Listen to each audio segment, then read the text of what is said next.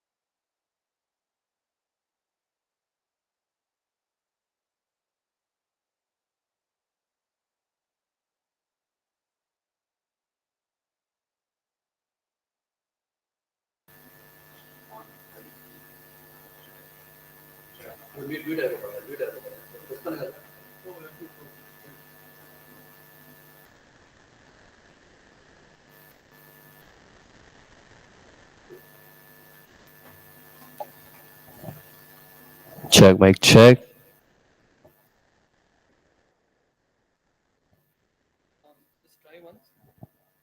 Check, check.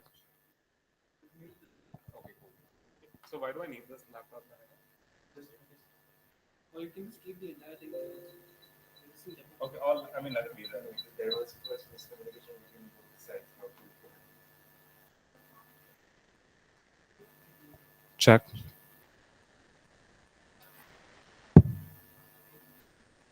Hi everyone.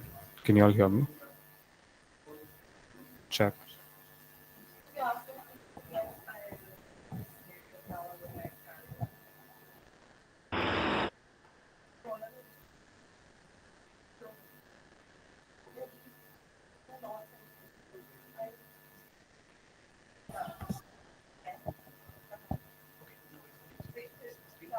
Check.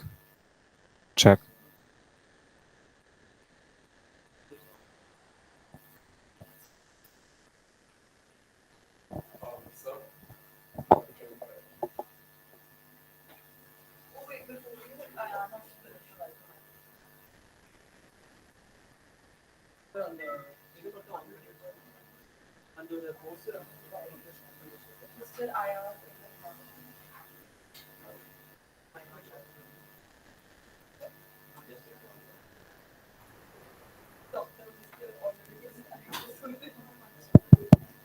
Can you guys online hear us? Please confirm, can you hear us? Can one of you guys please speak? Yes, we can hear you. Yes, we can hear you. Yeah, thank you, thank you, thank you so much.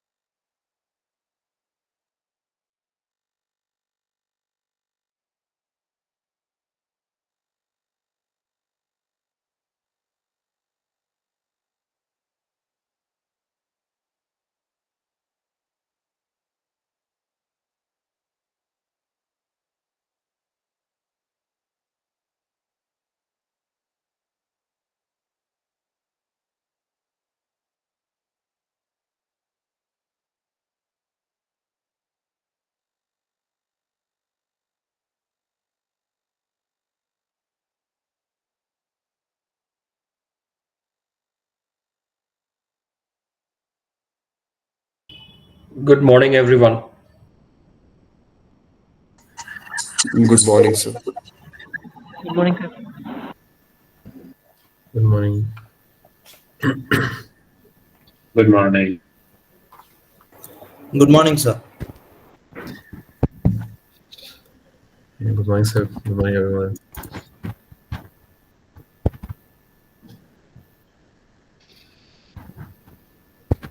Warm greetings to each one of you all present here.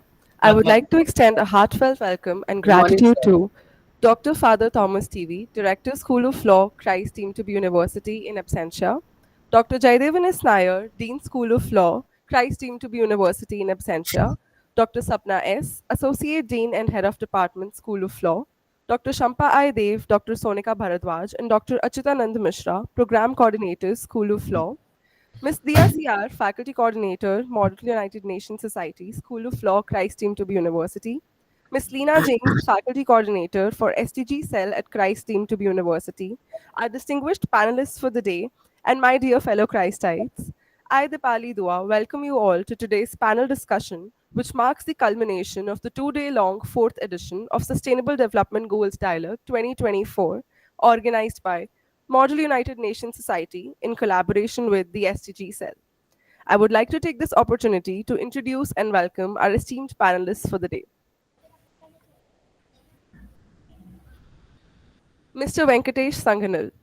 Mr. Venkatesh Sanghanil is a dynamic leader serving as the Vice President at Applied Systems and the Karnataka South Coordinator for Paryavaran Sangrakshan, an organization dedicated to environmental conservation with a deep commitment to environmental sustainability.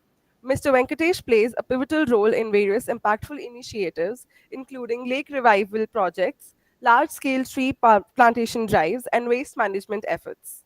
His leadership and hands-on approach in these areas have contributed significantly to the restoration of ecological balance in the region. Mr. Venkatesh is passionate about creating a greener, more sustainable future and works tirelessly to raise awareness and implement practical solutions for environmental preservation. His efforts in lake restoration and waste management not only promote environmental health but also enhance community well-being. Through his work, Mr. Venkatesh continues to inspire others to take action for the betterment of the environment. I welcome you, sir. Thank you. Second panelist for the day, Dr. K.R. Sriharsha is a distinguished expert in environmental engineering with a deep commitment to sustainable wastewater management.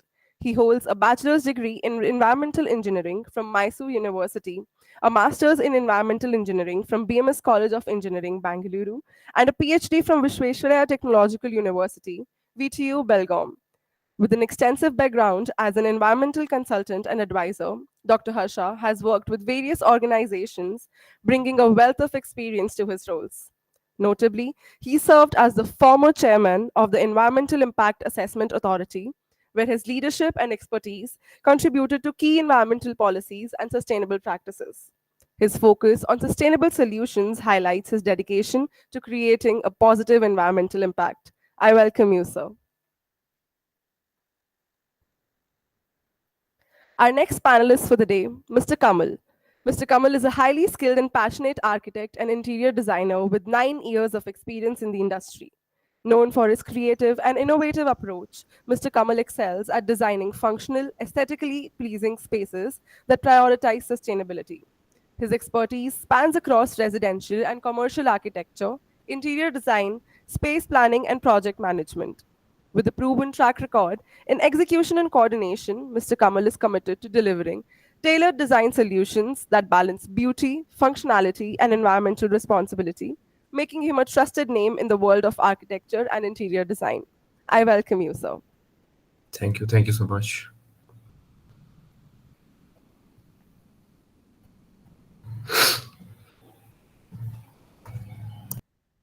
Our next panelist for the day, Mr. Sitesh Srivastava.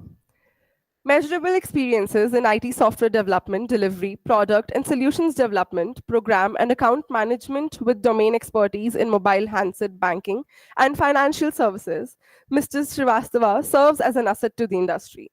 Deep inroads in business development in software services and solutions. Worked in IT startups India as well as established global organizations associated with the startup associations in India and South Africa. Mr. Srivastava has a long-term view in Africa, South Africa work permit. Sir's profile embeds following traits in global geographies: India, United Kingdom, Japan, South Africa. Sir has skilled acceptance in service delivery management, program management, key account management, product management, business development, and work permit for South Africa. I'll welcome you, sir.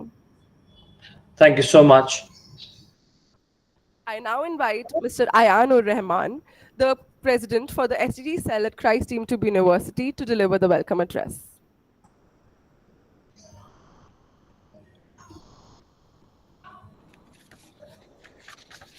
Good morning, everyone. It is my privilege and honor to welcome you all to today's much anticipated panel discussion on good governance and the formation of good institutions.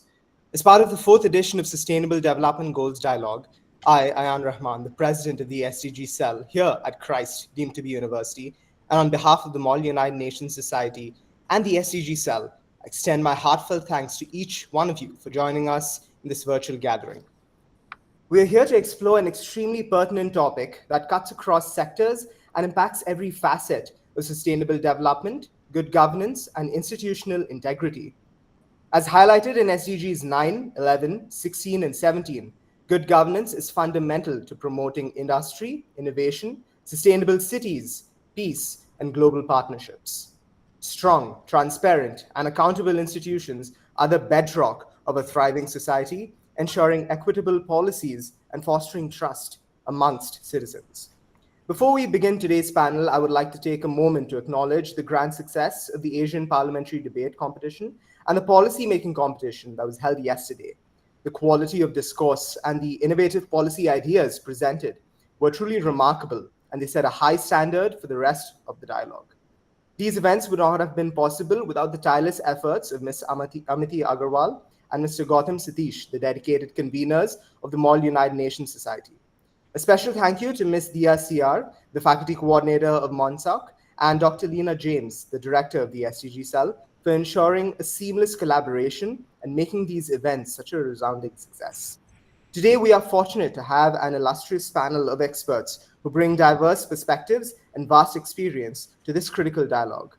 Let me take a moment to introduce them yet again. Mr. Kamal Kumar, co-founder and principal architect of Arch Oasis, an individual who has worked at the intersection of design and sustainability, ensuring that governance in architecture aligns with sustainable development practices. Mr. Venkatesh Sanganal, head of Paryavaran Sankarakshan, Karnataka South, whose work has been crucial in promoting environmental stewardship and governance in line with sustainability goals. Dr. K.R. Sriharsha, former chairman of the Environmental Impact Assessment Authority, Karnataka, whose vast experience in environmental governance has contributed to policy making that prioritizes the planet. Mr. Sitesh Srivastava, Chief Customer Success Officer at Yeti Consulting, will provide insights into the role of governance in the private sector and its impact on ensuring transparent and accountable systems. Together, these distinguished individuals will guide us through the nuances of good governance, the challenges in implementing institutional reforms, and the innovations that drive progress. I encourage all of you to actively participate, engage in the discussion, and take away actionable insights that will inspire positive change in your respective fields. Once again, I thank our esteemed panelists for their time and expertise and our audience for their participations. Without further ado, let us commence this enriching discussion. Thank you. Thank you.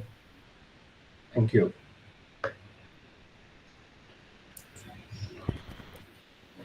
Without further ado, I now invite Mr. Calvert Nazareth, the moderator for today's session, to begin with today's panel discussion. Check.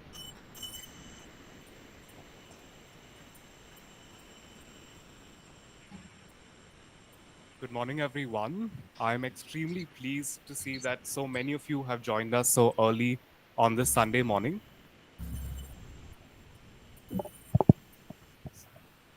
So sorry about that. I am filled with, I'm very honored to welcome you all to today's panel discussion on the theme Good Governance and the Formation of Good Institutions. that is hosted by the Model United Nations Society at School of Law, Christ deemed to be University, in collaboration with the SDG cell, Christ University.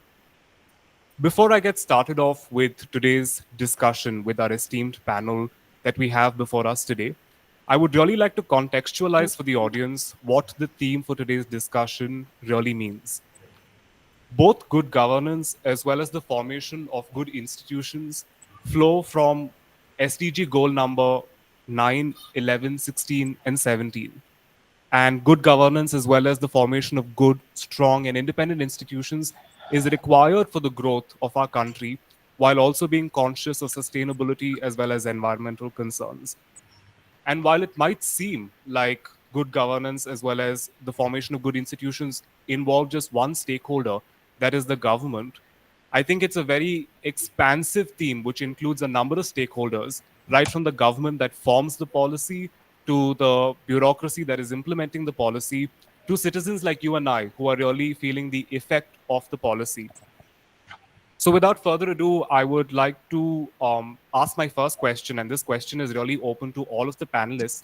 And that is that India as a country has a very ambitious economic and development policy.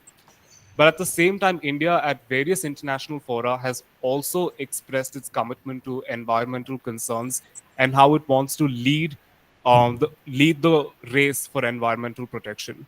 So I would like to know from the panel really whether both these goals that India is seeking to achieve, whether they can exist simultaneously and collaboratively, or whether they are mutually exclusive of one another and India will have to prioritize one over the other. We can move across the room and have each one of the panelists answer this question.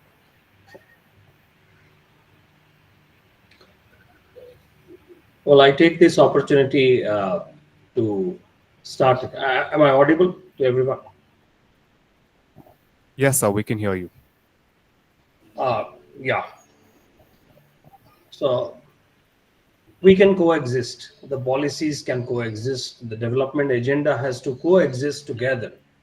Earlier, it was a very sequential approach where, whether it was a group of 8 or a group of 20, but now just 5 years before 2030, it cannot be just group of 8 and group of 20.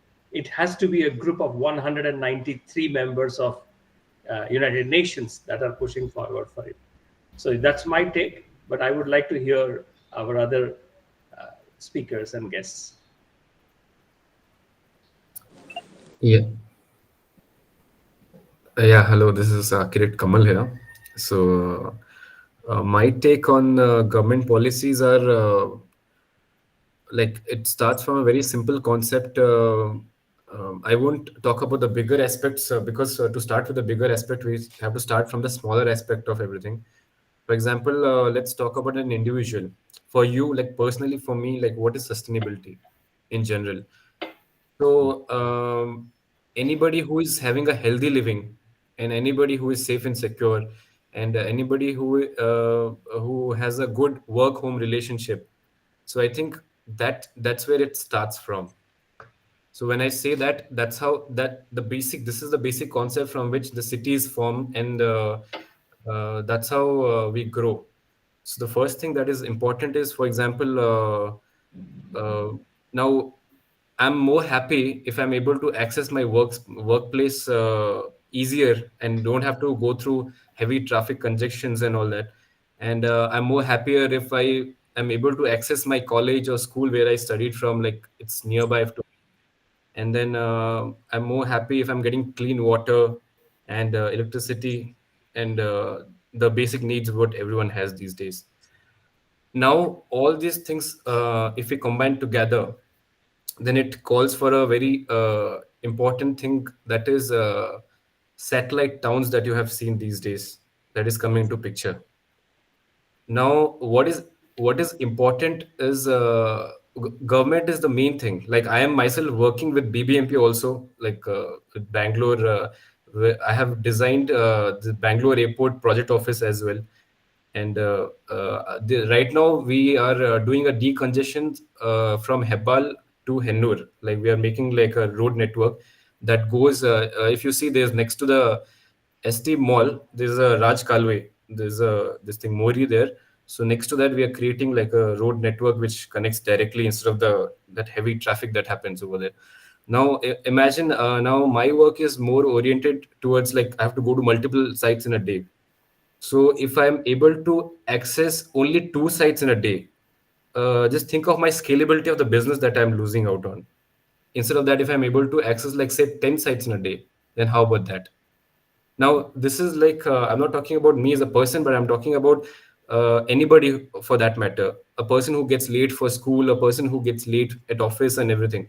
So everything starts there. That's where we realize where sustainability matters a lot. So first and the foremost thing, what I feel is the population control. India is rapidly growing, and I think we have to have some government regulations which can bring out some notions of population control. And it has to be now. If you see compare to cities like Bangalore, so we have like say in 1 kilometer square radius. So the amount of people living compared to US when you have take like a 1 kilometer 1 square kilometer, so they are like say like 1 square kilometer of US, there are around say 25 families living. So the same context, we have 800 people. So imagine the scalability difference. What matters a lot, and how much amount of congestion that happens for us. Now all that amalgamated, we as like I talk about, I would like to quote few examples. Now imagine these we have the vehicles every day, like we have all the companies and they're selling vehicles every day. I remember when I went for my this thing test drive long back, like 10 years back, one attend at Yeshwanthpur. When I was there, I saw around 40 people coming for this thing, their driving license, this thing. So now imagine 40 people at that moment. That means to say those guys gonna buy a new vehicle immediately after their trial finishes, right? At least not 40, at least 20 of them will buy new vehicles, which will again come into the road. Now the roads are not expanding, and the amount of vehicles that is getting sold every day basis, so that's enormous. Now, to quote a very simple example on that fact, now talk about one bus that takes up a space on the road, and talk about a car that takes up a space on the road. Now, to put it in a context, a bus can carry around 40 people easily at a time, right? And compared to a car which can carry only like 4 to 5 people max. Now, imagine the space on the road that gets utilized by carrying 40 people is equal to the space on the road which gets utilized by carrying only 5 people. So the amount of space that takes on the road, that is what is very important. Now imagine like we all shift. Now talk about Singapore. Now, if I talk about Singapore, there's a government guideline for them, because Singapore is a landlocked country. It has water all around, so it doesn't have a scope of expansion like what Bangalore has as such. So now, for that landlocked country, the government has made policies in such a way that you have to, for buying any vehicle, you have to show a parking space first. Suppose you're buying like a four-wheeler, then you have to show at least one four-wheeler parking space. And apart from that, Singapore has increased the taxation on buying these vehicles like so much. Like I think I don't know the percentage, but it's drastic, and because of which anybody can't just afford it so easily. It's not affordable. Owning a vehicle itself is not affordable, because they have made their transportation so good that I think they're promoting more public transportation. Now imagine more and more public transportations get promoted. That means the country development happens in both ways. Firstly, the development through the revenue that we generate from these public transportation. That is one thing that goes into development of the country itself.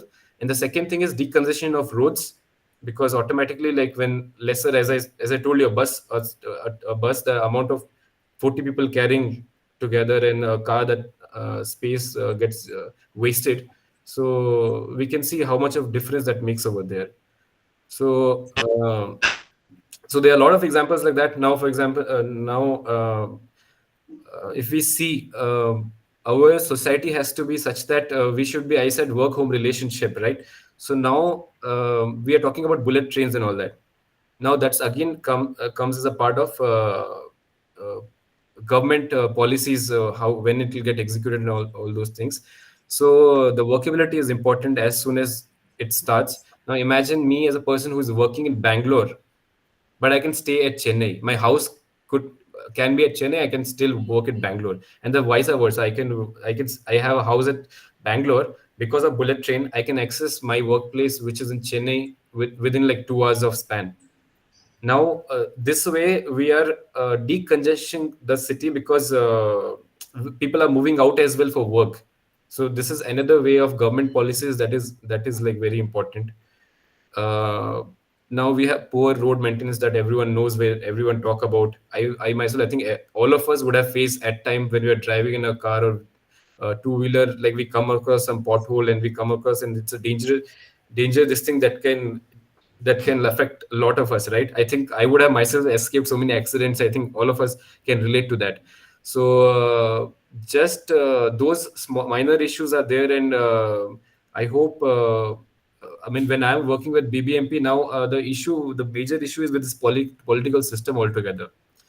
So when we talk about, I mean, that we know India as a whole is functioning on a very wrong scale altogether in terms of politics, right? So I have designed right now. There's a design of Mysore Zoo aquarium that I'm designing right now. So when it comes to politics, the amount of ball game there, the fund, party funds, and all that, the amount which has been designated for a particular thing, that doesn't happen. And if that doesn't happen, then automatically, I mean, we are up. The person who's a contractor, he'll automatically use a substandard material to go ahead with the thing. So we have to bring out. I think government systems can work very smoothly without affecting all these things by creating a business module instead of putting money onto something. Now, yesterday I'll give you a very simple example. I had put lighting on a boundary wall of a particular house, okay, and we were creating these the wireframes for that so that we can connect all these lights and all together. And at night I was thinking, why don't we use solar panels, because it's just like a boundary light and we really don't need anything like this thing. No, I mean, amount of electricity that saves over there just by one, I saved at least few watts of electricity just by using those things at one house. And even we have concept of, I mean, solar panels are very much on trend these days. I think that's the next thing that's gonna happen right now. Even when we talk about that, not only saves in terms of energy, also in terms of when we talk about air quality, like especially in cities like Bangalore, when it's like heavy traffic and everything.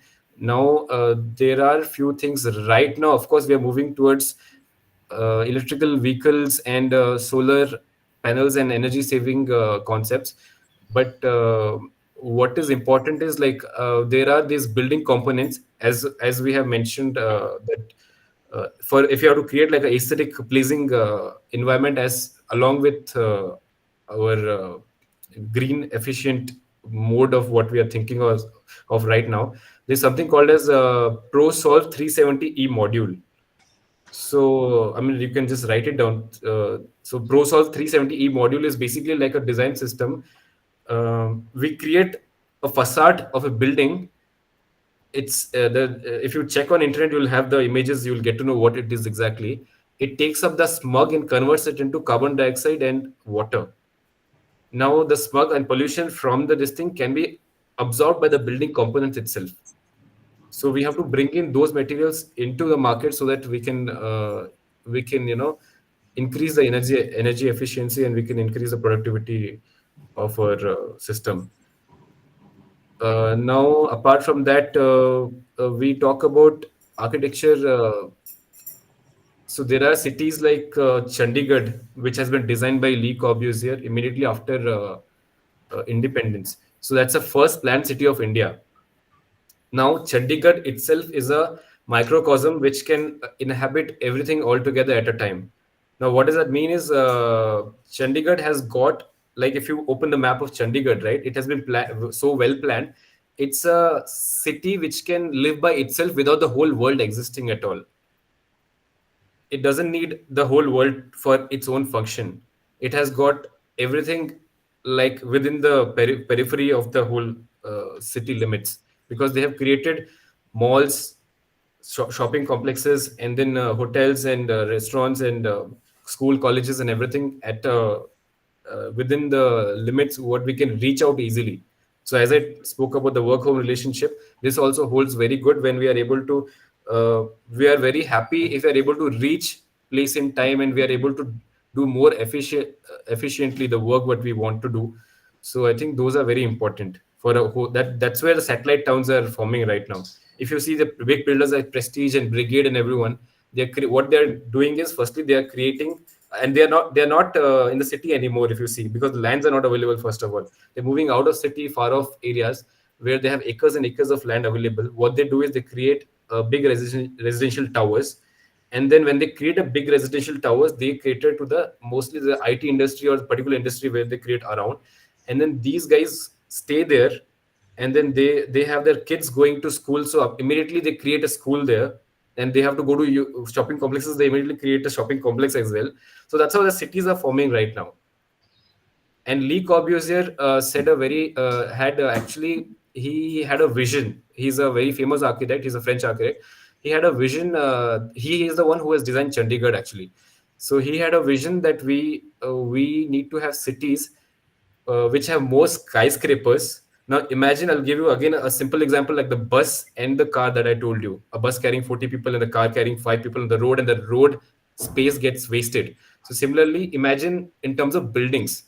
Now, if I talk about a tower project, right? So a tower has got, say, 1,000 people living in a flat. Now the 1,000 people is distributed into the vertical, because vertical we have end space till whatever it is. There's no scope for it. Burj Khalifa is also not the limit now anymore. So when we are talking about the horizontal space, the earth space is what is we are limiting on. So imagine if we make 30, 40, say there are 40, 30, 40 houses together. Okay. The amount of space that takes, instead of that 40, we can create at least 100 or 200 people living in a tower. And the tower width reduces. The remaining space which is left out is used for greenery and everything, the parks and open spaces and jogging tracks. And now if I see during, I remember when I used to study during my like childhood, I have since my background is like my dad was in army, so I have been in those spaces where I used to have big playgrounds and all to play. Now Bangalore is a city where I'm seeing like these Montessori schools and the primary schools, and they're all like a building. Building is called as a primary school. So so that's how we have to see in those lines also, like how we can decongest things so that we can have more green spaces. So we need to come up ideas with tower and more open spaces so that we have a good views as well, and plus we can save much on the greenery right round. So having said that, I think I'll move to the next speaker. I think I spoke for a while.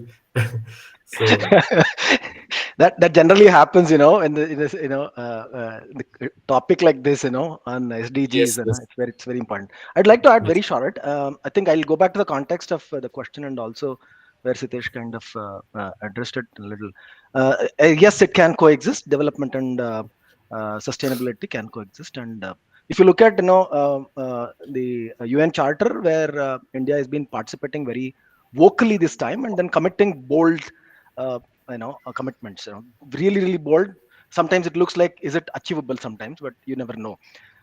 So yeah, why development should happen? I mean, we're still at probably 2.3 ton per capita in India, and whereas America and China are like 9 ton per capita carbon emissions. And overall, if you look at the country standpoint, I mean, China is at 10 and 10 gigaton, and America is 5. That's what I read, and India is still very small, carbon footprint in that area. Having said that, I don't want India to go where they are. Yet I think India can actually, while developing, can they initiate things which probably keep it less, and then still develop. Some of the initiatives, like wonderful initiatives like UPI. I mean, I think Nandan Nilekani worked on that, and his brain behind that, and also Aadhaar. Together, the kind of impact that they've kind of given to the country, like 140 crores. When the still entire world is still grappling with security issues to kind of whether implement or not, we are ahead of that. Having said that, say imagine the DBT that has been implemented. It's been, I'm not taking any governance right now, because it's been probably efforts of all the officers and politicians and governments in the past and today. So imagine the money that's supposed to get to a beneficiary was humongous. If somebody wants to do a PhD, or institution itself wants to do a PhD, I think it's a topic of the PhD. Such a big volume of money, and it was going manually. Now, click of a button, it gets into their account. And imagine the carbon emission that it can reduce. I think PwC has done some kind of study, but it's not full yet. I think it's yet to kind of. So people kind of transferring to the banks, and people going to the offices, and then multiple times because of corruption and things like that, they don't get, again they come back, and imagine the kind of effort and pain they go through. It's all kind of demolished in one of the technology that probably country has used. Same thing with FASTag. I'm sure the cars have increased, and everything is increased, and consumerism is being taken up in a big way. And it will come up. I'll tell you. The Navy. The ports that we are developing, it will happen more. More and more business will come into India. But so FASTag has reduced a lot of carbon emission. I mean, imagine Nelmangla toll. I mean, Kamal must probably know, because he's looking at Hebal. Nelmangla used to be a nightmare when you come from this thing, and Yes. and the wait time was too huge. The wait time, somebody has again studied. I don't have the numbers with me right now, but so the wait time has a lot reduced, especially the trucks, and that's a huge load on the infrastructure. So that has reduced carbon emission. So I think from a governance side, the policies have to come in. Like Niti Aayog must do a lot of study, and governance actually has to implement like these things, and citizens have to be have to abide by those rules and these things. And also, can we be think big, or think global and act local is probably should be our goal. How do we live? Probably I think next topic, the admin will probably throw it, and we'll probably touch upon that. But let's be pro planet, people, PPP. If I want. Absolutely. Thank you. What a nice term, PPP. Dr. Harsha, if we can hear from you as well.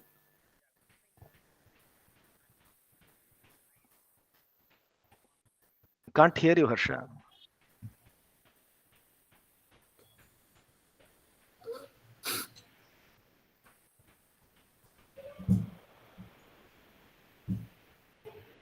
Now it's on mute. Okay, now you're off. Yeah. No, you still can't. Others can hear. I mean, I'm not sure. I mean, it's my issue. I hope the audience is able to hear me. Yes. Yes, we can hear you. Yeah. Yes. Dr. Harsha, if you're on the call, we'd like to hear from you as well on your thoughts on the question of whether policies on economic and economic development as well as environmental policies can coexist with one another.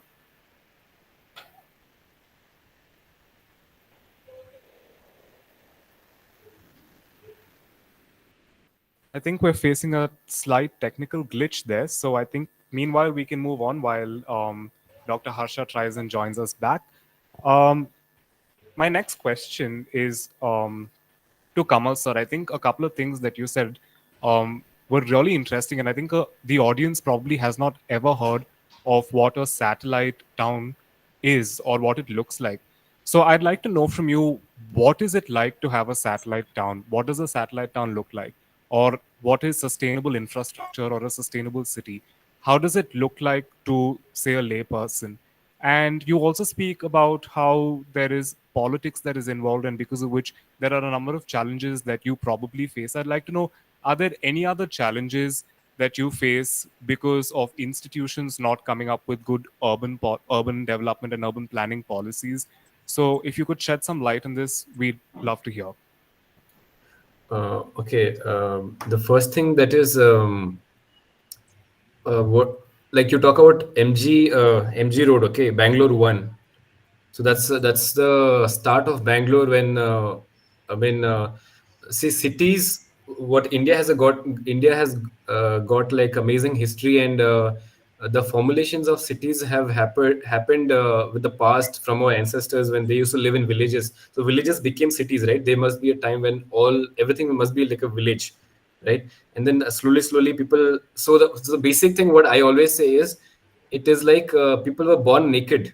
Okay, the day when somebody wore leaf, that guy was richer than the other people.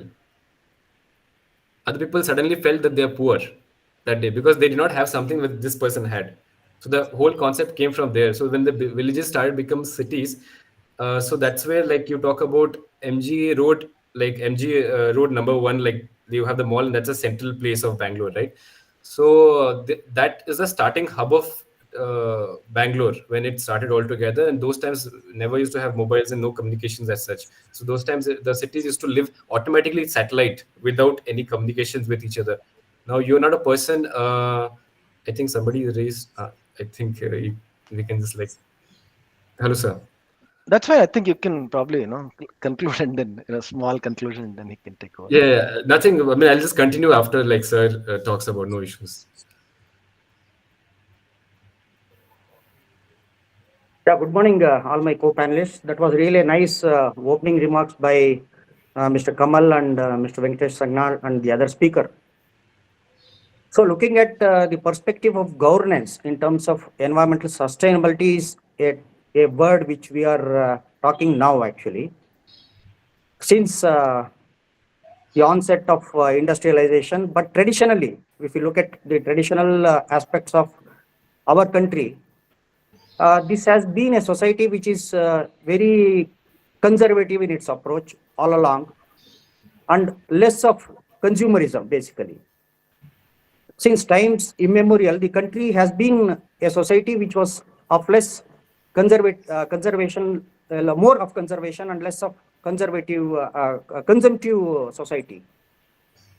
When compared to Western world, our tradition has been a sustainable living. But anyway, now since there is an advancement in the overall developmental aspects, the country has been witness, and as a global situation, the mankind has seen the highest footprint of people at this point of time.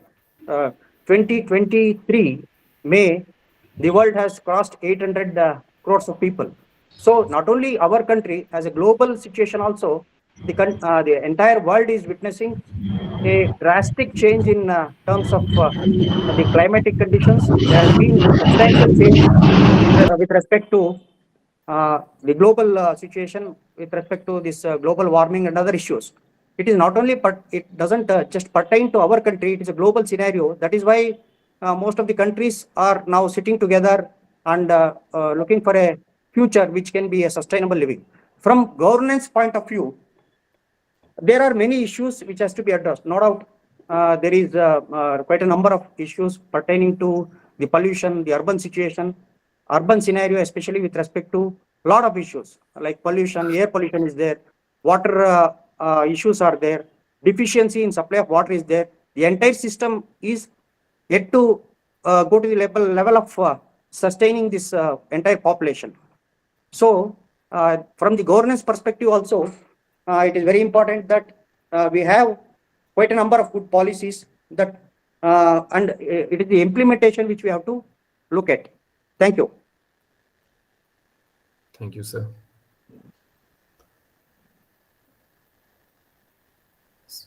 Thank you, sir. Kamal, sir, maybe you could pick up from where you left. Sorry. Yeah. Sorry, because sir was there, and then I want to listen to him before. So satellite times, as I spoke about, so when MG Road 1 would have started as such, so that's where the congestion started basically, when the business and the residential and commercial and everything was a hub of one place, right? And those times we never used to have technology, no mobiles and nothing. So the city was functioning itself. Then with massive urbanization and metros and people coming in and IT sector growing in Silicon Valley, the name the Bangalore got after that.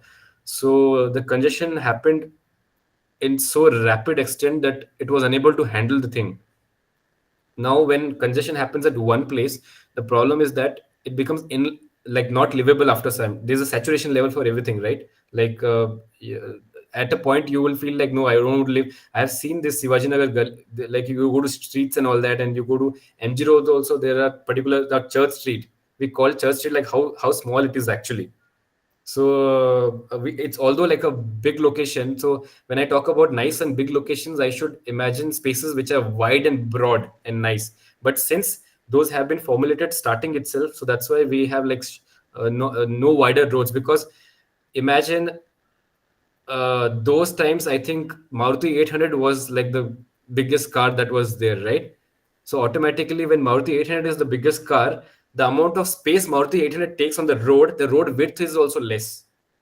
Two Maruti 800s takes a space of around 5 feet, 10 feet of road width is required for two Maruti 800 to pass through each other for the up and down. Now the same thing has replaced by bigger cars like Audi, Jaguars, and whatnot. So the car length also increased with the luxury coming in picture, and accordingly the road width also has to increase. But that can't increase, right? Because those are already existing with the previous standards which were designed already. So because of all these factors, when Prestige and amazingly they had a vision, like we talk about big builders, and they had a vision. They were able to see that the congestion is happening rapidly in city, and we have to decongest it, and then we have to formulate a place where people who are in the elite sector, or the like, for example, like IT sector, if I talk about, then they have to live. Now I'm sure I myself as an architect, when I'm designing big spaces and open spaces, I don't want to live in places which has got like small streets and all that, right? Because nobody want to stay there actually. It is only old people with that mentality who have stayed there. They want to not leave that place and they want to stay there. They can stay there for a long time because they have got sentimental association with that. But as a young generation coming up, I don't think we are very adapted. We like our houses to be bright and nice, good amount of natural ventilation coming in and all those. Now, natural ventilation, like look at how small things matter. For example, if I talk about natural ventilation, we have a 30-40 plot. So if we have 30-40 plot, we are leaving an offset of both the side. People are touching each other and making houses these days. When you're touching the houses next to each other, do you think you can make windows? No, you can't. You can have windows only to the front part of the building. You can't have windows on the three side of building. I have seen people I have designed many plots where three side the buildings were touching this particular property of 30-40. And this client is asking me now, what should I do, sir? There's no space for ventilation. I said, you leave offset of 2 feet. So he's telling me, why should I lose out on my area and give these guys that space? And then I am losing out on my livable area. And that starts again from a concept. If I give you a plot of say 20 feet, it's a very small example, like 20 feet by 20 feet, and you have a room there. So the Bangalore mentality is more going towards, I have to use the entire 20 feet by 20 feet because I'm paying for the entire 25 by 20 feet. It's like 400 square feet. So 400 square feet, I'm paying per square feet. Why should I not live that whole space? But that's not living. 20 by 20, if you use entirely, then you don't have no scope for ventilation. If the same thing, if I make it in say half of it, 10 by 10, and I leave the rest of the space for green area, now I think I will love that bedroom. I'll have a nice big balcony opening to the greenery outside, and then I think I'm living my life, right? I don't think I'm still utilizing my 20 feet by 20 feet, but I'm having the bedroom half, and I'm open. That's where we go to resorts and all that to have that feel. So why don't we have that feel in our cities, in our home itself? No, we don't. We want to use the entire each like this thing. That's the reason setbacks itself people don't leave. Now imagine if I leave a setback of 2 feet, my neighbor leaves a setback of 2 feet, I get 4 feet of ventilation in the between these two houses. Now when that ventilation increases, that is where the decongestion starts from. This is where the policymakers have to be very adamant on. When I'm talking about a plan sanction, when the plan goes for sanctioning, people who take bribe and then they sign off all the documents. I mean, I myself give my plans. My plans are horrible at times. I am myself living 1.5. Me as an architect, the plan sanction, the rule says 12% from the front of any building, 8% of both the side, and 8% of the back, right? So 12% is almost like, if I say 30-40 plot, 6 feet is gone from the front. Now imagine if 6 feet is gone from the front, how much of space, how much of bedroom, your bedrooms will be very small and all those things. Now people think that that is bad thing, but I don't think that's a bad thing. You have more greenery areas, like you used to have old houses and all those things. So now this is where the satellite things come into picture, because people are so much into congestion and they can't create houses with those offsets and all those things. So people started moving out to satellite towns, like the what Prestige has created. So satellite town is a town which lives by itself. It doesn't need, as I said, Chandigarh. So satellite town is town which lives by itself. Then they created these buildings, high rise. You see most of like Baglu Cross, and those areas are developing. Devanhalli full stretches there right now. So the towers, first of all, takes very less space compared to the whole. If I take like 10 houses and I take one tower, stack these 10 houses on top of each other and make a tower. Those spaces for the 10 houses is remain for the greenery around. Okay, so tower, first of all, it acts like a very good essential for the ecosystem, because you breathe fresh air, you have nice open areas and everything. And after that, again, the commercial spaces start around it, because automatically these people, work home relationship is also important. The people who are living there, has their children has to go to school. Now anybody want to send their children to school, they want a, like next door. They don't want to send to like some far off. Already traffic is so much. So the, if you have want to have school next door, if you have if you want to go to salon, spa, or restaurant, anything that has to be like really next door, then you have to create a city in itself which can function by itself. That's what is called a satellite town. So we have to look into these regulations which are important. Thank you, sir, for that response. And I think it's very interesting for someone like me, or even someone in the audience maybe who doesn't probably know, or doesn't probably think so much when it comes to architecture and construction. So it's really interesting to hear. My next question is actually to Dr. Harsha. Sir, my question is, we have an expansive legal regime that concerns the environment in our country. Both at the center as well as the state, we have a number of laws that address various aspects of the environment. But for some reason, and I think you would agree with me, it's not translating into actual practice. For instance, if we take Bangalore itself as an example, in the past year, we've had erratic climate and weather conditions, and we've also had a severe water crisis that the city has faced. And it's not just Bangalore. Throughout the country, we've heard a number of instances of floods and landslides and so on and so forth. So, sir, I'd like to know from you, you speak about problems with governance. Is this just a problem with governance, or are there other gaps in the system, which is why the laws that we have and the policies that we have are not translating into actual practice?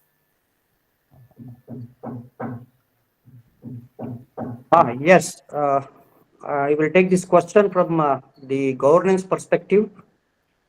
Yes, we do agree there are gaps in the society from governance point of view while implementing the policies that has been promulgated by Government of India with respect to the pollution issues. Traditionally, our country, first formulated the Water Act in 1971, and then Air Act also. Subsequently, Environmental Protection Act also was enacted in 1986. So, since the inception of these policies and acts, that there is, I do agree, there is a issue with respect to governance in terms of implementing these policies at ground level. So these policies definitely have some proper and good intentions in terms of environmental protection. Basically, its main intention is to protect the environment and conserve our resources. But as already has been pointed out, this is not very unique to our city or our country, but most part of the world, it is now witnessing these situations. I would like to give you the example of Cape Town, the South African city, which witnessed drastic drought situations, and it was a city without a drop of water somewhere around 2018, much prior to the situation that our city witnessed. No doubt, it is a city which is having a population of 1 crore 40 lakhs. We are trying to get water, and there is no perennial water source which is flowing through the city. Unlike London, where Thames River is there, or many of the cities even in our country which is having a good perennial source of water which is close to the city. We have to get water from a place which is about 80 kilometers, and that water is getting pumped to a very high height, spending a lot of energy actually. So last year and the previous year, we had deficit of water, about 25% deficit of water was there in terms of rainfall that was witnessed during those 2 years.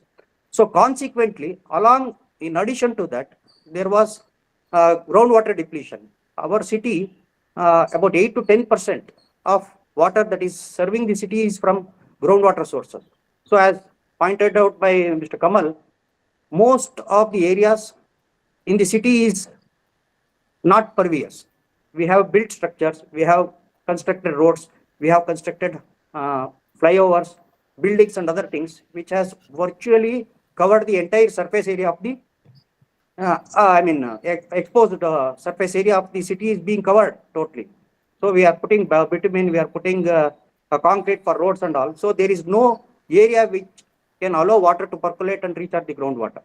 So as BBMP has come with a solution to go for rainwater recharging in each and every plot. Any construction area which is more than 2,000 square feet of site area has to necessarily provide recharging structures. In addition to that, we will have to go for harvesting also. We have to collect the rooftop water and collect it and reuse for our domestic purpose. So this is the situation. This is not very unique to our city, but most of the cities, metropolitan cities, it is facing this problem. Of course, we have issues with respect to mobility, and there are optimum number of issues which has to be addressed not only through governance, but the societal aspect is also very important. The society also should come forward.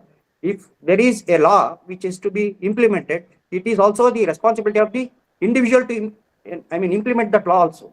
So governance is one aspect, and the individual responsibility is also equally important.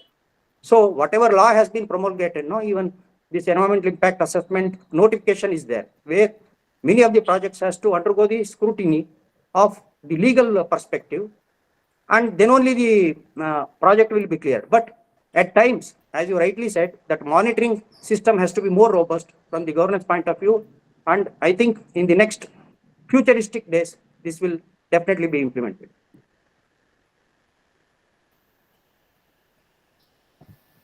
Thank you, sir, for that answer. And I think something that I'm able to take back from that answer is that we do have a robust system in place, but there are structural issues in the governance as well as implementation. And I'd like to pick up from that thought and ask my next question to Sitesh, sir, which is, sir, you've worked in the IT industry, and we hear that some of the solutions, possible solutions to issues with governance as well as issues that deal with implementation is private and public partnership. And I think there's no better entity that can be a better private player to partner with public institutions, unlike MNCs and firms. So, sir, I'd like to know from you, as someone from the IT sector, what do you think that the IT can bring in as unique solutions to problems that are faced by the government in both governance as well as implementation? And how does it look like? How does IT sector collaborating with the government for governance look like? If you could shed some light for us.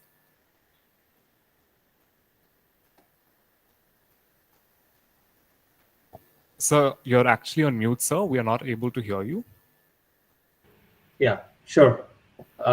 Your SDG 8, which is decent work and economic growth, which also translates as a acha kaam or arthik vikas, So IT industry as such brings in one of the best working environments, which brings in the best of the, you can say both worlds or rest of the world into our Indian paradigm, where most of the IT corporates are very sensitive about the sustainability part.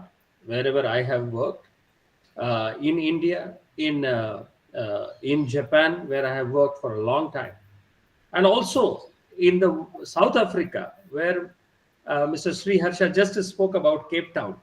Yeah, while this crisis was unfolding over there, I was working in South Africa for many years. So I have seen that part of the world, and I can compare it with India. See, IT industry can bring in a lot of at least the transparency part of it. And when I say transparency part of it, the first thing and the lowest hanging fruit is the dashboard for any kind of a public project. So my speakers, friends, they have spoken about a lot of things happening in Bangalore. I myself have been in Bangalore for almost 13, 14 years now.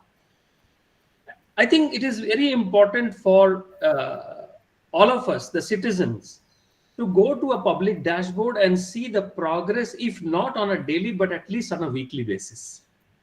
Whether it is a metro, whether it is a road, whether it is a sanitation, whether it is BWSSB, or the landfill where the garbage is being dumped.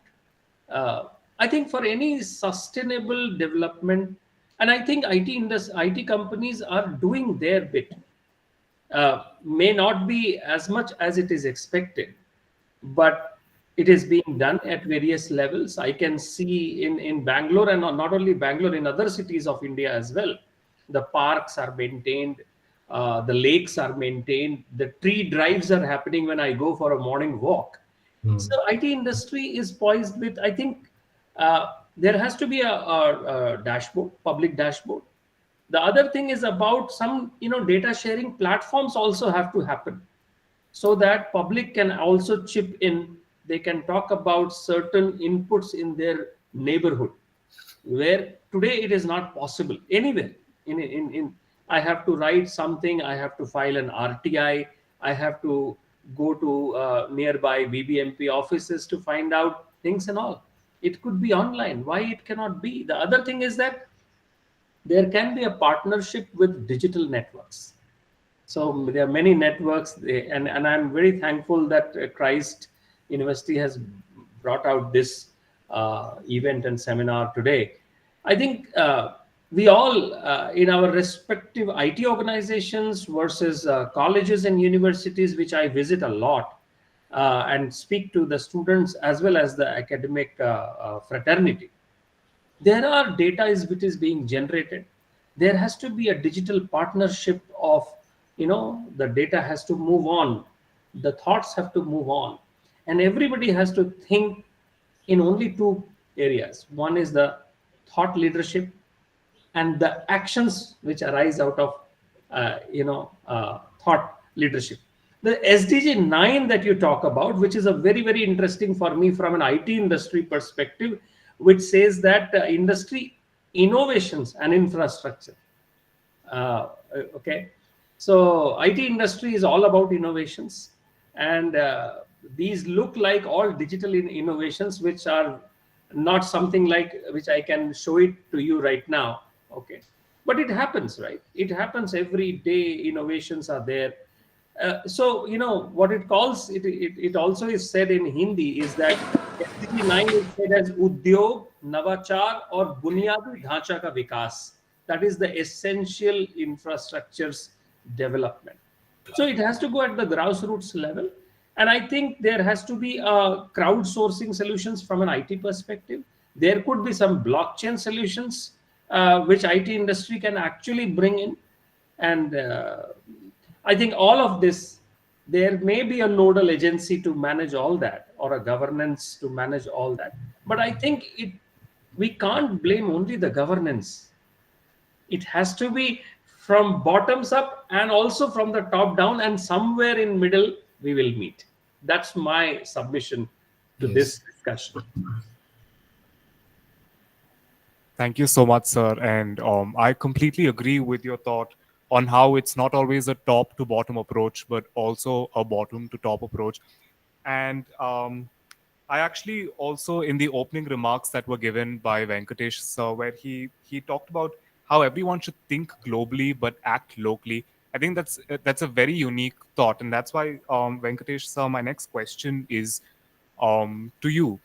So you're someone who works at the ground level, so you know the various stakeholders who you would see at the ground level. Now, of course, the majority of the responsibility is on the government, is on the bureaucracy to ensure that there is implementation. But sir, can you tell us how citizens like you and I, and like everyone in the audience, can help in governance, can be a part of governance, and can ensure that there is good governance as well as good institutions? Sure, thanks. Um, I've been working on environment cause for last 15 years now. I live in this area called Akshay Nagara, which is off of Banarghatta Road near Meenakshi Mall. So I bought a site, like Kamal was saying, we all buy sites, and I built the house looking at a lake that was kind of very close to my, the layout, kind of walkable. So then I was busy as usual, all of us are working professions, and I did not actually heed to the, need that lake was calling us, but because lake was kind of getting deteriorated with a lot of pollution and sewage and people, using it as a toilet kind of a thing and things like that. So at some point, we realized that it's going out of hands, we are not able to take care of it. And that's when I think we formed a team called Jalanidhi, and Wow. we were new to all these things. We didn't know who governs the lakes, who takes care of it, and what kind of budget it has, and who should do what. There are like multiple institutions like BBMP Lakes Department, BDA, and Lake Development Authority, and there is something like Karnataka State Tank, CDA, and things like that.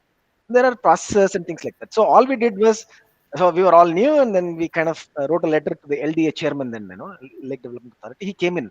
We were actually happy, I mean, I'll tell you, and he came and visited and then said, we'll do something about it. And happy and forgot it, thinking that they will do. And it was to ask for, basically, I understand their pain point and things like that. But so nothing happened, then we decided ourselves, we'll take things in our hand to at least, clean the things, take care of the lake, at least until the time they come in and then kind of correct it.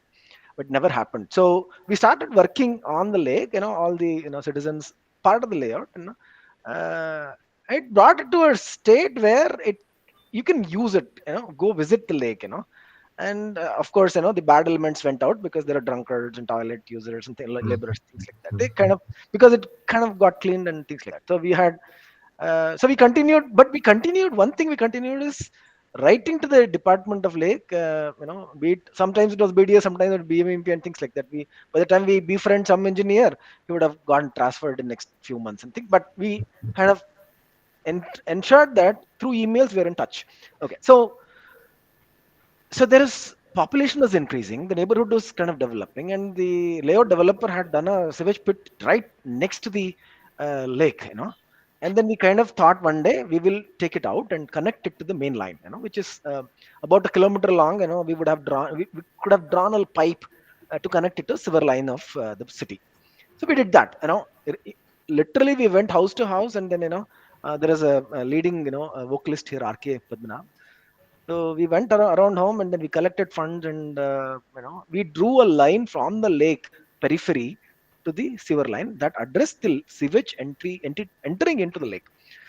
So there was a lot of learning in doing this, and then rest of the history today. I mean, any of your college or anybody can come in and look at the lake. It's kind of model lake now. It has got a beautiful footfall, and people use it for their oxygen center. At the kind of in the urban city, like urban places, lake revival is very difficult because time and again the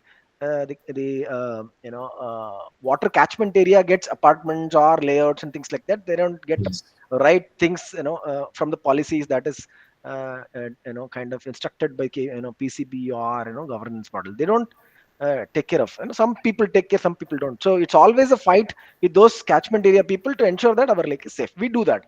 Probably about a month back, we are on the road to ensure that the BWSSP engineer, BBMP engineer comes and resolves our issue of a new apartment which was letting the sludge out open in the drain. So this is part of the BBMP, jurisdiction. It falls under Ward 192. So where I'm coming from is, I think people can actually bring a change, and I'm not saying that there is no contribution from BBMP engineers.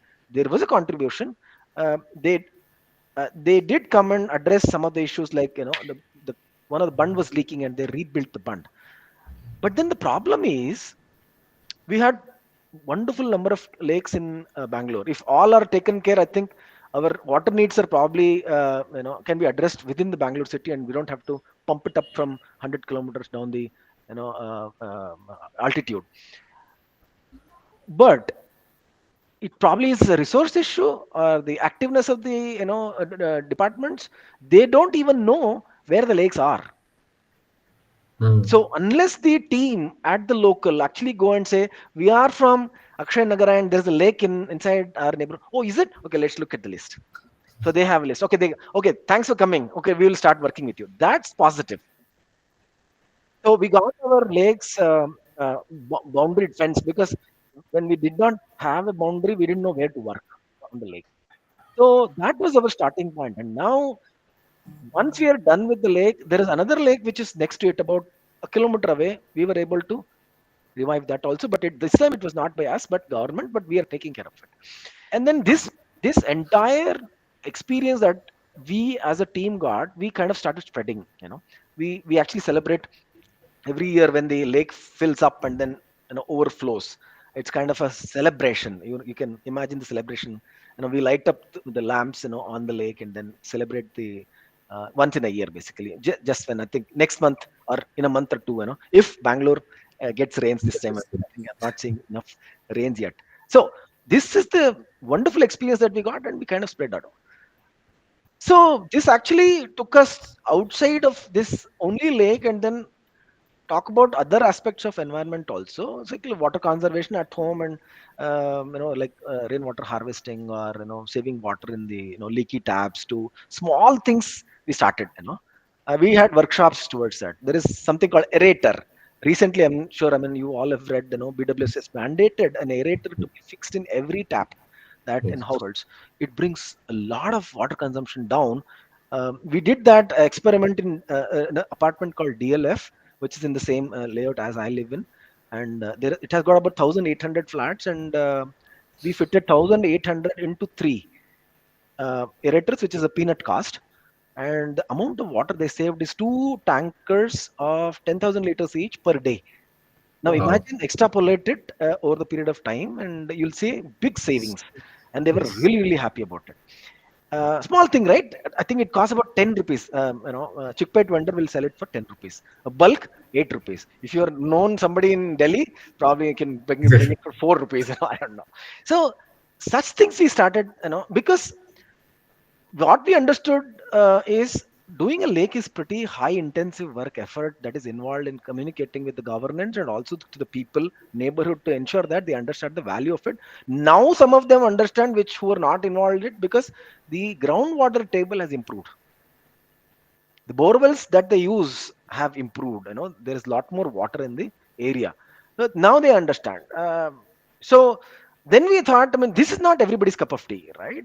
It's big effort in communicating, getting things done, or doing things on ourselves and things like that. So we started with workshops with smaller things, what an individual can do, changing his lifestyle, LIFE, lifestyle for environment. PPP is what I said. Everybody can be a PPP guy, and what is that? Very simple. It looks probably mad at times, but it actually makes sense. Can everybody take bath in just 1 bucket of water and forget that shower, and then all this? I'm sure, and I'm talking to the teenager, Gen Z, Gen Alpha and Beta and things like that. But then Harsha had brought up a case. We were actually conservative society in using the natural resources always. But now, luxury has increased, and we have a lot more money in the pocket, and economy is improved over the period of time. But 1 bucket of water it is possible, mug and bucket basically. And entire year our culture is offering water to people. हम लोग सबको पानी देते हैं, आते घर में आते ही पानी देते हैं. Can we give half glass of water instead of full? Because generally people drink half or even 10% and slip and keep it. So entire water goes to the drains down. Crores of liters of water can be saved.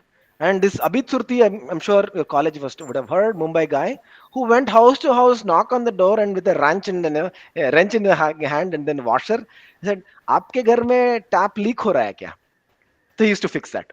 So we actually did a workshop here where we got some plumbers around and then made them visit the houses and ensure that their taps are fixed. कल करेंगे ऐसे कल कितना पानी जाता रहेगा, we don't know, you know. So that's about water. And then waste, I'm sure, you know, this is a city, Bangalore, if you take urban place, 1.5 crores right now, but then it's been 50 years, it has leaps and bounds jumped. Two reasons, I mean, a lot of business and good weather and good dosa and coffee, you know. So definitely people are going to be coming here. And then I was reading some data. Let me kind of, you know, quickly see that. Okay, I think it's gone. So 29 out of 126 entrepreneurs are from Bangalore. That unicorn. Imagine the the business that is going to grow in next few years, or a decade or something like that. We are going to face waste management issues. Today it's 5,000 tons per day. Yes. Per day 5,000 tons. We'll soon have Delhi kind of a situation or Mumbai kind of situation very soon in Bangalore. I think Bangalore people should wake up looking at other places and probably look at Indore style of functioning and governance where they can take that model up and then do something. So what can individual do? Segregate the waste. Very important. It still is not happening. We still see black spots around the city. Segregate the waste. And then ghar ka kachra ghar mein rehne do. So if you're buying more, keep it inside. I don't know what you do, but do it. So for example, kitchen waste you compost, and polythene waste you keep it somewhere. So make it kind of looking beautiful or something. Keep it inside the home. अगर नहीं रखना चाहते हो तो मत use करो, or you pay for it, things like that. So so a lot of things, so waste management, water, and plantation. Can we have at least 5 plants at home? Let's understand the plants. There are a lot of medicinal plants that you can have. There are a lot of good looking plants, flowering plants. Every house, be it flat or house, independent house, can have 5 minimum. I mean, I'm sure there are people who have made good terrace gardens out. It should increase. That tribe should increase. And then water for birds and animals. Today urban places have no water.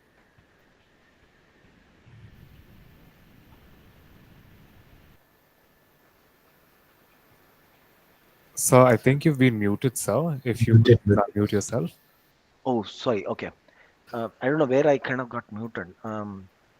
So, okay, terrace garden kind of tribe, should increase. At home, we should have 5 plants.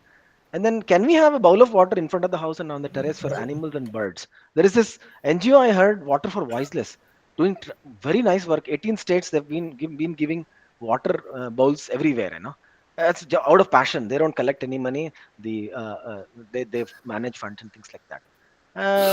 So everybody should do that. And energy consumption.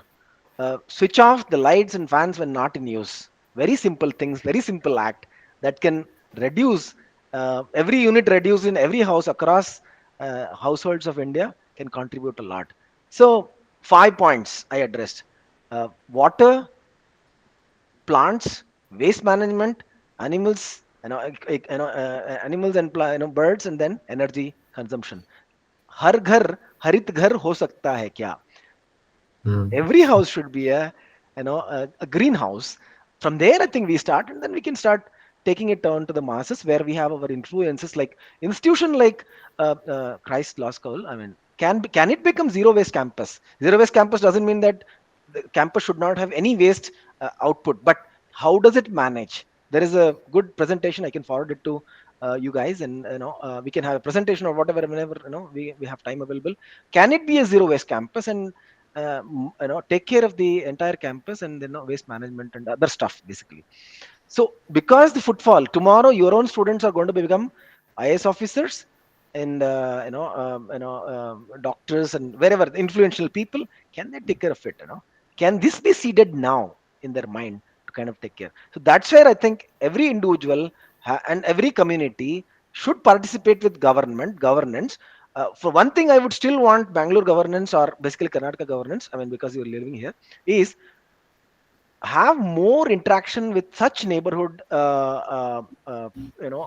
people who want their city to be taken care well from every standpoint. more interaction, more solutions, more implementable things. Because I mean, this country of 140 crore now cannot just depend on some governance. It has to be people and governance combination. I think all of the panelists probably said that. And unless we are part of that, and both from a policy standpoint and the implementation standpoint, I think we'll not be able to sustain this kind of pressure of the pollution that is kind of alarming at this situation. Thank you. Thank you so much, sir. I think there's a lot that we can take from what you've just said as to how everyone in the audience, me included, can do to ensure that we are also a part of good governance and the formation of good institutions. I would now like to open the floor for questions. The audience, if you have any questions, you can put it down in the chat box and I will take it from there. Unfortunately, since we're very limited on time, I will just be taking one question. And if anyone else has any questions, you can direct it to the committee and the committee will get in touch with the panelists. So if anyone has any questions, if you can put it up on the chat box and I will take it from there.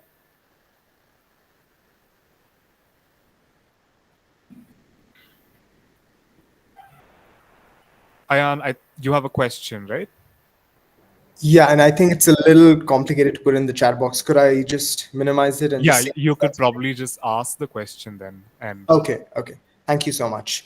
I relate a lot to actually what Venkatesh sir was talking about earlier, because in one of the assignments that we had to analyze any lakes that had a lot of garbage in them. And one of them was the Bhagmane Tech Park Lake, which I live very close to. And so when we were, looking into what is the authority, why there's so much garbage being dumped, we also were studying the Air Act, Water Act, as well as the EPA during this time. And I got to know that the Karnataka State Pollution Control Board had actually taken cognizance of the matter. And they did so actually every 6 months, whereby they're supposed to give directions as per Section 33A as well. But the main problem was that they were not being implemented, because the only thing that they could do is just, like I said, merely give directions. So I wanted to ask to the entire panel, what could be the possible solutions? Also, a twofold question. This is a little separate, but Sitesh sir was talking about the IT sector, and I wanted to ask with regards to ESG mandates. How effective are they in the IT and corporate sector, and what immediate benefits could we see if they came into fruition? So I know it's a little different, and I've sort of tried to club the two together, but yeah, that would be the questions. Thank you. So on a quick note on the SDG versus ESG, that is something industry is seeing a lot and very fast. It's nothing that is, putting into the cold box.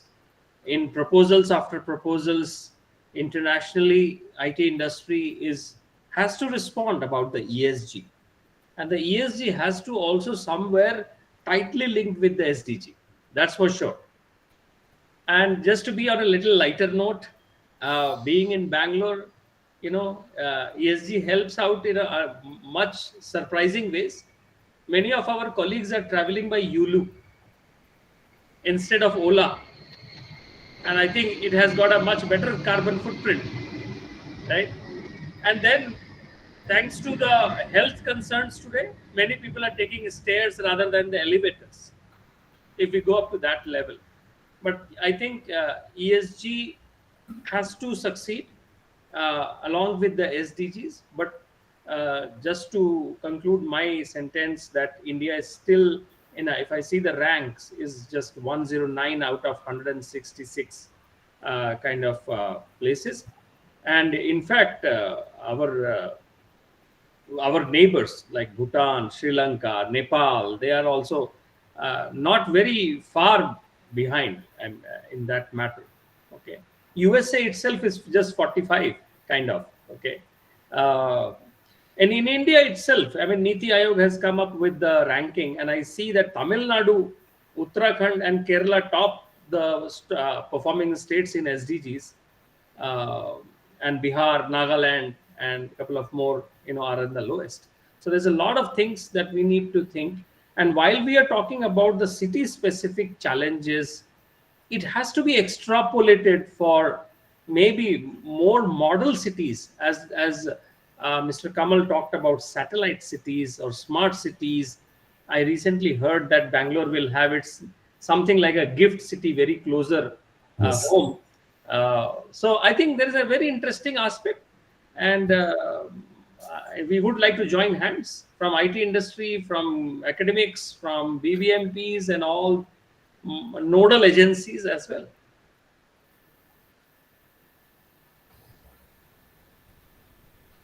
Thank you, sir. Thank you.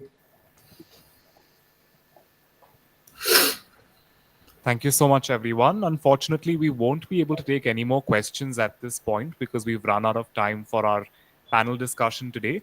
If any student or any member of the audience has any question, you can direct it, like I previously stated, to our committee, and the committee will in turn get in touch with the panelists to have your answers for you.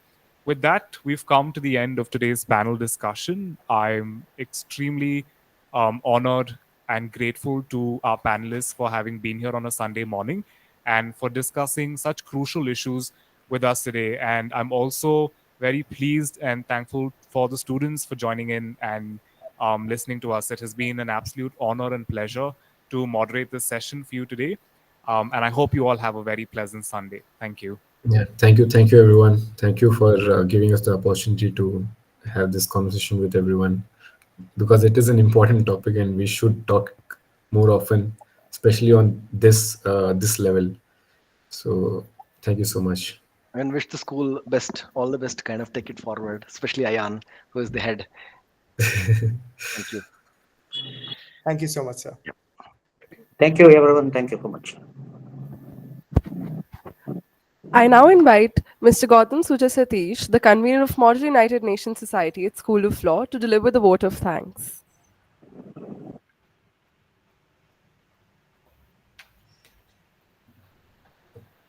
Good afternoon, everyone. I, Gautam Satish, the convener of Model United Nations Society, School of Law, Christ deemed to be University, on behalf of my Model United Nations Society, School of Law, and SDG cell, Christ University, it's my privilege to deliver a vote of thanks at the conclusion of this insightful, engaging panel discussion. First and foremost, I would like to extend my heartfelt gratitude to the esteemed panelists, Mr. Venkatesh, Dr. K.R. Sriharsha, Dr. Sitish Srivastav, and Mr. Kamal for their time and the wealth of knowledge they have shared with us today. Your expertise in governance and institutional sectors has greatly enriched our understanding of the challenges and opportunities in this area, and we deeply appreciate your valuable insights. I would like to thank our incredibly competent moderator, Mr. Calvet Nasrat, for skillfully guiding the discussion and ensuring the conversation flowed smoothly, covering all the essential aspects. A big thank you to Dipari Dua, who did a wonderful job as our MC. I would like to acknowledge the support of management of Christ University, Father Thomas TV, Director of School of Law, Christ deemed to be University in absentia, Dr. Jaydevan Asnaya, Dean School of Law, Christ deemed to be University in absentia, and Dr. Sapna S, Associate Dean, Christ deemed to be University, School of Law, Christ deemed to be University in absentia, have been instrumental in making this event possible. Special thanks to our faculty coordinator, Ms. Dia CR, Model United Nations Society, and Dr. Leena James, Director SDG Cell, Christ University, for their constant support and guidance. Without your commitment and effort, this collaboration wouldn't have been success it is. I also take a moment to thank my fellow convener Amity Agarwal for her hard work and dedication in organizing this event, and big thanks to Ayan, the president of SDG Cell at the Christ University, for his leadership in pushing forward the cause of sustainable development. Last but not the least, a sincere thank you to my fellow committee members whose teamwork and relentless efforts have been crucial to the success of this event. Your support has been invaluable. To all of you who have joined us today, thank you for being an engaged and thoughtful audience. We look forward to continue participation in future events. Thank you and have a great day ahead. Thank you.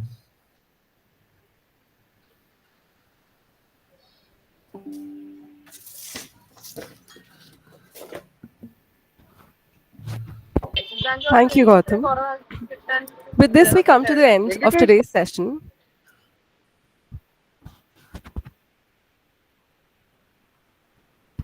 I sincerely thank each one of you to have squared time out of your precious schedules on this Sunday morning and contribute to the success of this panel discussion.